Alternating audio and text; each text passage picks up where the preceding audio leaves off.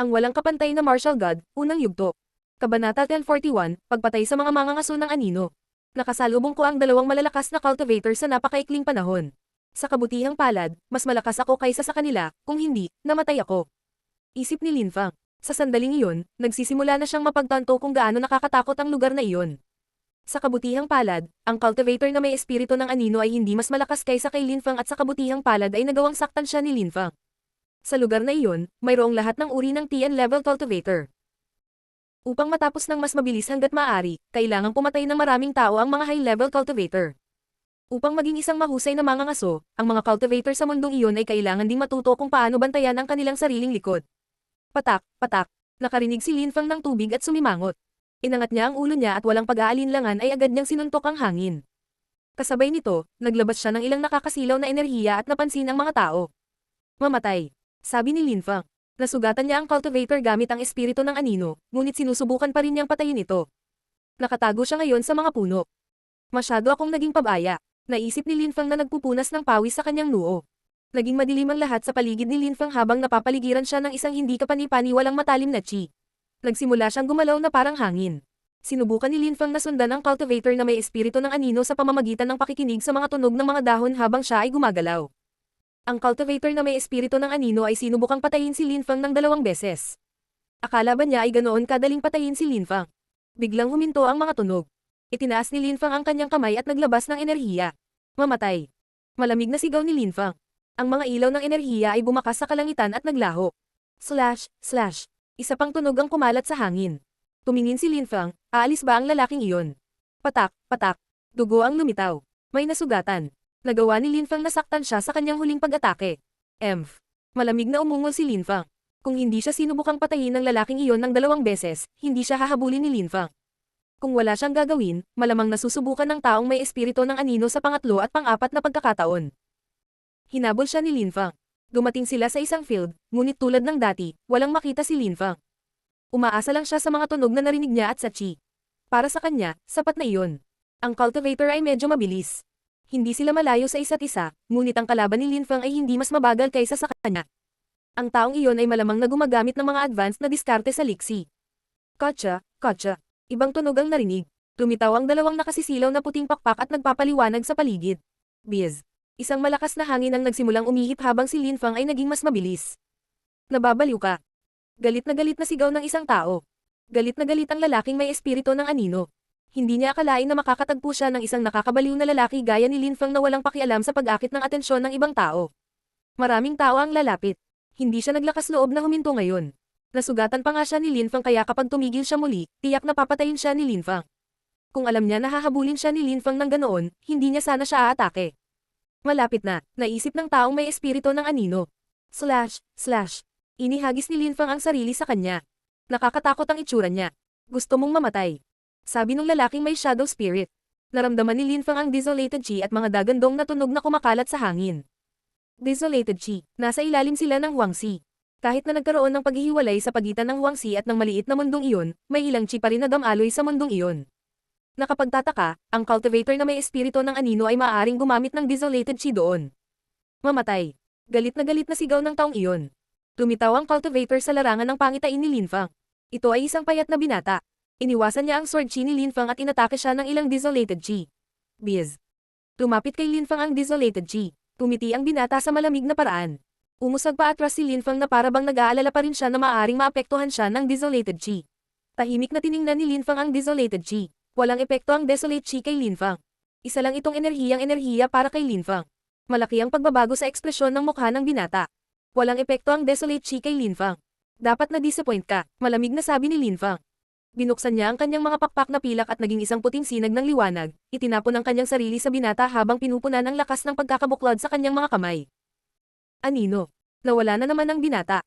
Hindi siya binigyan ni Lin Fang ng anumang pagkakataong makatakas. Ang lakas ng silang ni Lin Fang ay higit pa sa sapat para sa kanya. Biz. Halos hindi makagalaw ang kalaban ni Lin Fang. Panay ang tingin niya kay Lin Fang. Maaaring harangan ni Lin Fang ang desolated chi at maaaring gumamit ng lakas ng silang. Gaano kitakat iyon? Bakit niya inatake si Lin Fang? Anong trahedya? Siya ay pumunta doon upang magsanay ng paglilinang at siya ay napakalakas. Ngunit ang maliit na mundo ay malupit.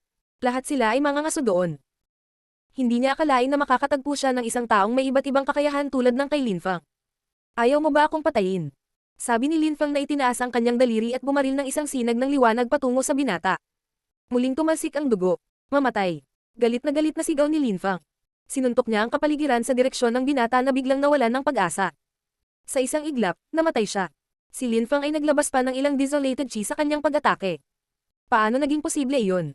Malinaw niyang nakita na si Linfang ay nagtataglay ng desolated chi, hindi niya ito hiniram sa kanyang paligid. Kahit na ano, patay na siya ngayon. Siya ang unang biktima ni Linfang.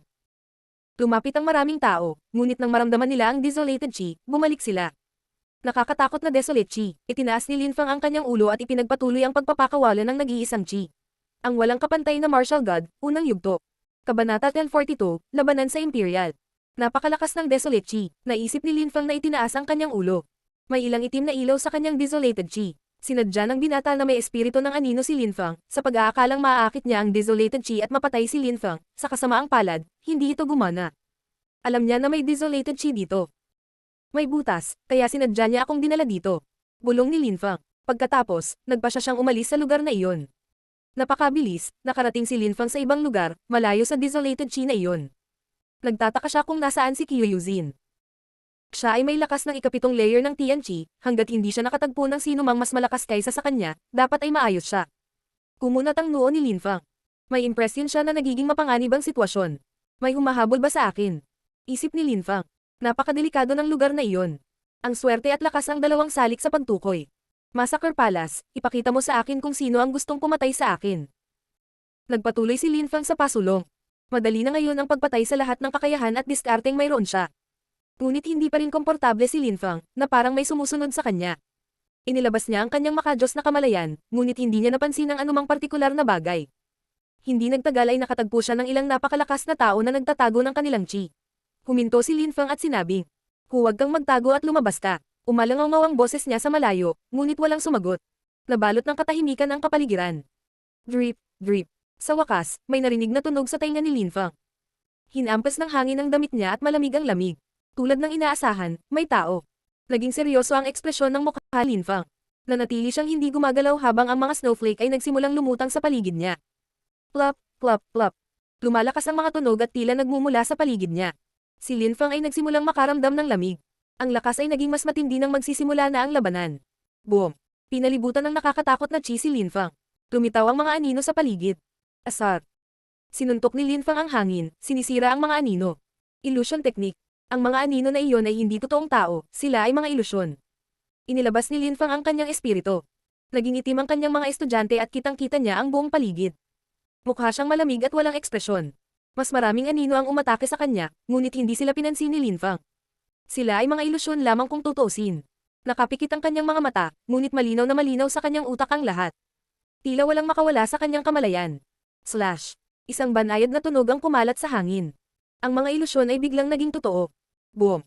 Binuksan ni Linfang ang kanyang mga mata at tumingin sa paligid. Nakita niya ang mukha ng isang tao.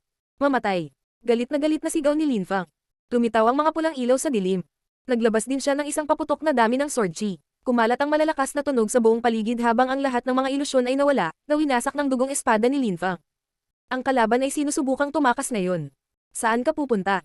Sabi ni Linfang, natuwa. Hinabol niya ang cultivator gamit ang mga ilusyon. Isa na naman itong shadow cultivator. Mahirap silang makita, nakakainis. Mamatay. Galit na sigaw ni Linfang. Ginamit niya ang kanyang human sword fusion at naging espada. Boom boom. Isang kamay ang lumitaw na naglalaman ng nakakatakot na matatalas na enerhiya at lumipat patungo kay Linfang sa hindi kapani-paniwalang bilis. Ano ang nangyayari? Isip ni Linfang. Ginagamit pa rin niya ang kanyang human sword fusion habang tumalikod siya at umaakyat. Sinimulan na niyang gamitin ang kanyang lakas ng dugo. Slash, slash. Lumitaw ang mga ilaw sa kanyang harapan. Inaatake na naman siya ng kalaban. Art. Galit si Linfang. Nagsimula siyang tumakbo patungo sa mga ilaw na iyon. Alam na alam ni Linfang kung ano ang nangyayari, hindi lang isang tao ang umaatake sa kanya sa pagkakataong ito. Mamatay.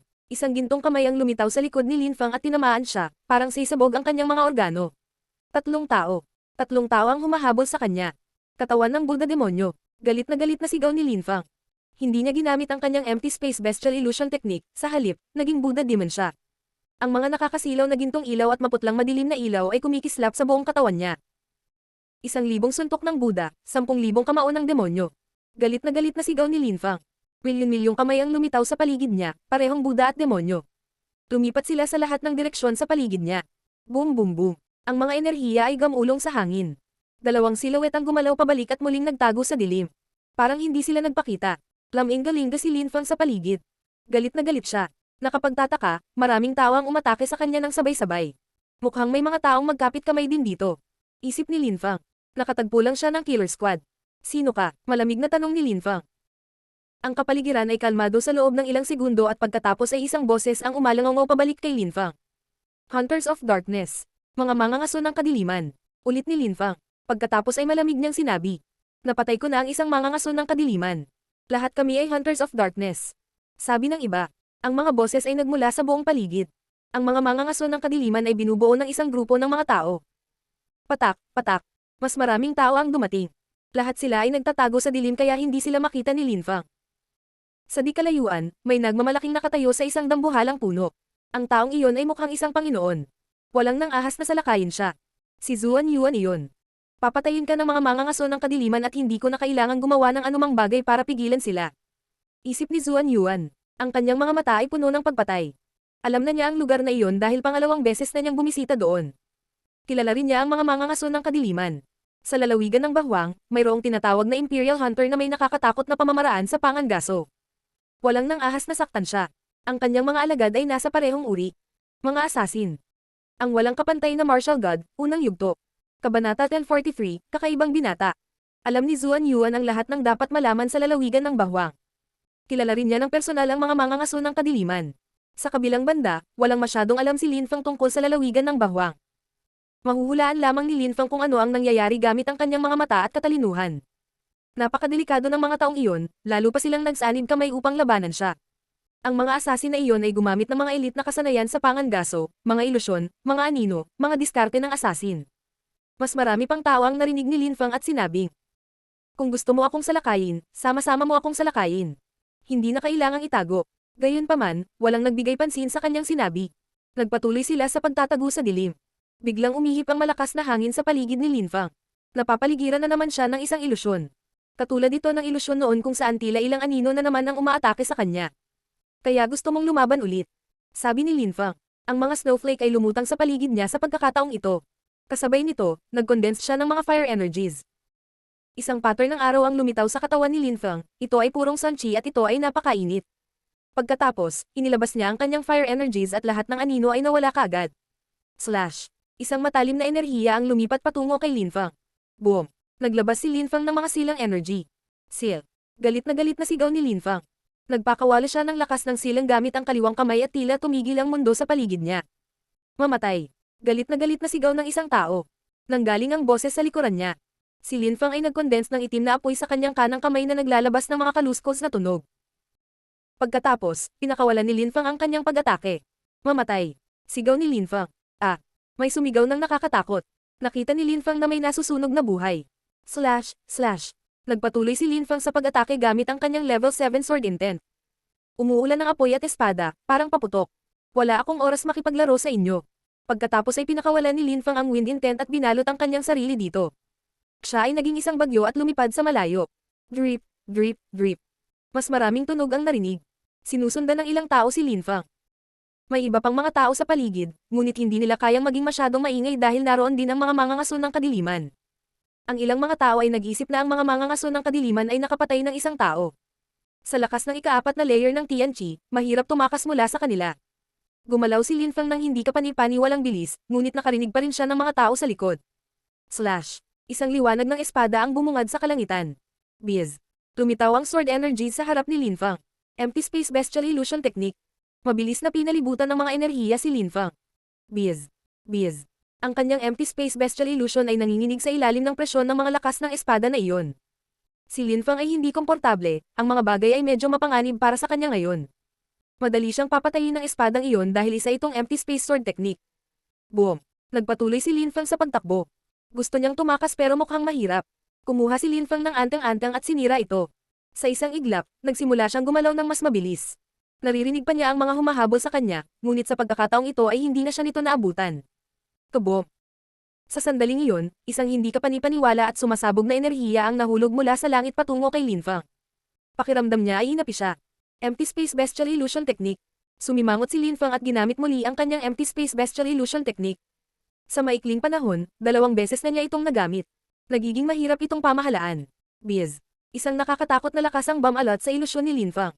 Ang kanyang Empty Space Bestial Illusion ay tila masisira sa pagkakataong ito. Nararamdaman pa niya ang mapang-ipang mga enerhiya mula sa loob ng ilusyon. Nakakakilabot. Nagpatuloy si Linfang sa paggalaw ng mabilis hanggat kaya niya at may nakita siyang tao. Ito ay isang mapagmataas na mukhang binata. Siya ay sobrang matipuno at may hawak na isang napakalaking kahoy na patpat. Ang binata ang umatake kay Linfang kanina. Nataman niya ang ilusyon ni Linfang gamit ang kanyang kahoy na patpat. Hindi masama. Naiintindihan mo ang mga ilusyon, ngunit kahit na ang anteng-anteng na ginamit mo, napakabagal mo pa rin at masyadong mahina. Sabi ng malakas na boses. Ang boses na iyon ay parang kulog at masakit na tumusok sa eardrums ni Linfang. Ang ibig sabihin ng pagtakas ay mahina ako. Kaya, ano ang gagawin mo kung ang isang grupo ng mga mangangason ng kadiliman ay sabay na umatake sa iyo? Sabi ni Linfang sa malamig na paraan. Mga mangangason ng kadiliman. Nagulat ang binata at sinabi. Ikaw ang hinabol nila. Kaya pala, dahil pareho tayong mahilig sa illusion spells, pipigilan ko ang cultivation level ko at aatakehin ka. Kung makayanan mo ang isang pag-atake, pakakawalan na kita. Bitawan mo ako. Kakaiba ang binatang iyon. Napakabilis ni Linfang, kailangan ba niya ang kanyang kalaban para pakawalan siya? Huwag mong isipin na mas mabilis ka sa akin. Madali kitang maabyutan. Kaya, sa tingin mo ba ay makakayanan mo ang isa sa mga pag-atake ko? Sabi ng binata. Hindi siya mukhang mayabang tulad ni Zuan Yuan. Sige, kung bibigyan mo ako ng ganitong pagkakataon, kukunin ko. Malamig na sabi ni Linfang. Nawala ang kanyang ilusyon at tumingin siya sa kanyang kalaban. Ginagamit ko ang lakas ng ika-4 na layer ng Tianqi ngayon, susuntukan kita at makikita natin kung ano ang magagawa mo. Sabi ng binata. Pagkatapos ay itinapon niya ang sarili kay Linfang nang hindi na nagsalita pa. Boom boom. Naramdaman ni Linfang ang mapang-ipang mga enerhiya. Ang kanyang kaaway ay may hindi kapani-paniwalang malakas na pisikal na lakas. Kahit na may restricted cultivation level, napakalakas niya. Namangha si Linfang. Ang lalaking iyon ay nag-condense din ng puwersa sa kanyang mga pag-atake. Kabom!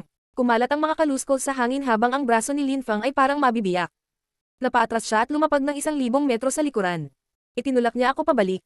Napaatras din ang taong iyon, ngunit ilang hakbang lang. Napakamot siya ng ulo, inis.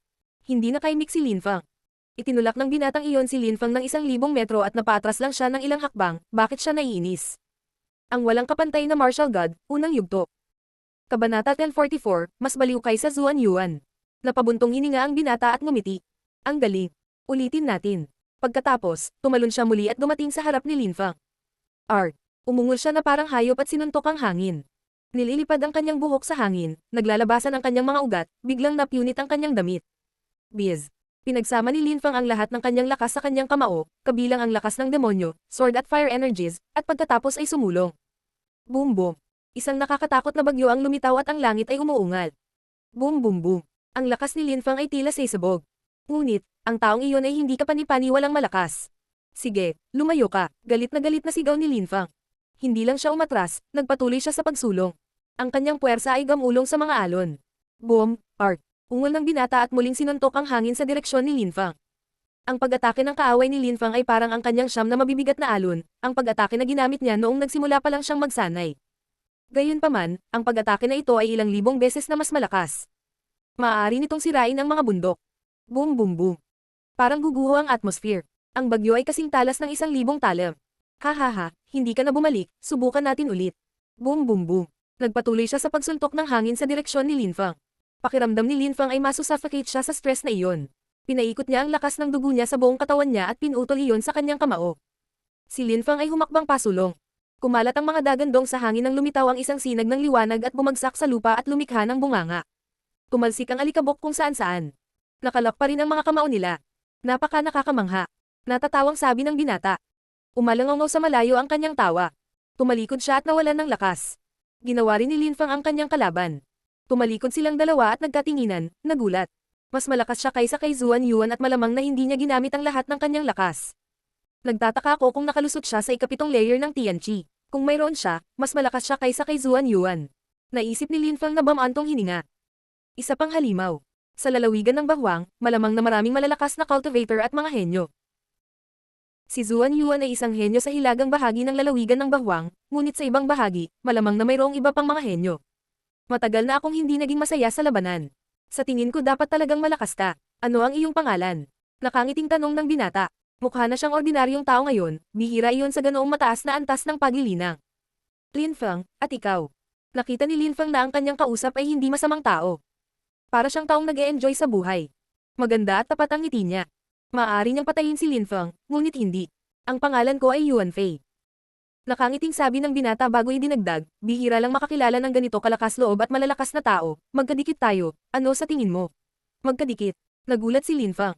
Kung mananatili siya sa kanya, ligtas siya, ngunit kailangan niyang magmadali at umalis sa lugar na iyon. Huwag kang mag-alala. Dapat nandito ka para sa isang pagsusulit para maging isang alagad ng paglilinang ng imperial, hindi kita babagalan. Gayunpaman, kung makatagpo tayo ng ilang mangangaso ng kadiliman, tutulungan kong durugan ang mga bastard na iyon. Hindi ko sila masyadong gusto. Ang kanilang guro ay isang piraso ng tae ng aso na hindi ko rin matiis. Sabi ni Yuan Fei. Hindi na kaimik si Lin Feng. Tinatawag niya ang isang emperador na isang piraso ng aso. Kahit si Zuan Yuan ay hindi naglakas loob na magsalita ng ganoon tungkol sa mga emperador. Tara na Lin Feng, puntahan natin ang mga bastos na iyon. Sabi ni Yuan Fei. Ang lakas talaga ng boses niya. Parang gusto niya talagang makahanap ng ilang Hunters of Darkness. Tumiti si Lin Feng. Naguguluhan siya. Tila ngayon lang siya nakipagkaibigan sa isang cultivation monster. Sabay silang naglakad. Makalipas ang ilang sandali, may narinig akong ingay at lumalamig ang kapaligiran. Mukhang kinakabahan si Lin Feng. Katulad ng dati, may mga assassin sa paligid niya. Dito na kayo guys, lumabas kayo. Malakas na sabi ni Yuan Fei. Natahimik ang lahat at pagkatapos. Yuan Fei. Malamig na sabi ng isang tao. Si Yuan Fei ay dapat kasing sikat ni Zuan Yuan. Isip ni Lin Feng, kahit nakilala siya ng taong iyon. Parang naiinis siya, pero natatakot at the same time. Bakit tinawag ang pangalan ko? Lumabas ka na lang baka sasalakayin kita. Sabi ni Yuan Fei. Yuan Fei, wala itong kinalaman sa iyo. Huwag mong isipin na hindi ka namin papatayin. Malamig na sabi nung isa. Huminga ng malalim si Yuan Fei at sinabi kay Lin Feng. Lin Feng, umatras ka at takpan ang iyong mga tainga. Nagulat si Lin Feng, ngunit tumango at umatras ng 1,000 metro. Nakatingin si Yuan Fei sa malayo at tanging kadiliman lang ang nakikita. Ibinuka niya ang kanyang bibig sa abot ng kanyang makakaya. Dungod. Roar. Roar. Hung. Siya ay umuungal na parang halimaw at ang kanyang boses ay naglalabas ng mga dumadagandong na tunog sa bawat direksyon. Boom boom boom, boom boom boom. Nasira ang lahat sa paligid niya. Maging ang mga puno ay naging abo. Nakakatakot ang boses niya. Si Lin Feng ay nagsimulang manginig. Napaatras siya at tumalsik ang dugo sa bibig niya. Kalokohan. Ang visceral organs ni Lin Feng ay tila masisira. Napaatras siya at bumagsak sa puno na sumabog. Anong sigaw?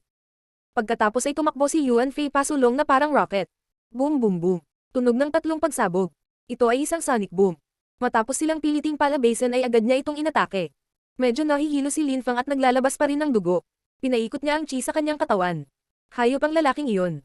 Naniniwala na ngayon si Lin Feng sa lahat ng sinabi sa kanya ni Yuan Fei. Kung gusto sana niya itong patayin, napakadali lang. Biz. Bumalik si Yuan Fei kay Lin Feng at nakitang nasugatan siya. Napakamot siya ng ulo at sinabing, nakaramdam ng hiya. Sabi ko bumalik ka at takpan mo ang tenga mo. Tumingin sa kanya si Lin Feng at sinabing, paano ko malalaman na ganoon kalakas ka? Ha? Tumawa si Yuan Fei at sinabing, hindi ko ginamit ang buong lakas ko. Ubo, sopa. Muling umubo ng dugo si Lin Feng.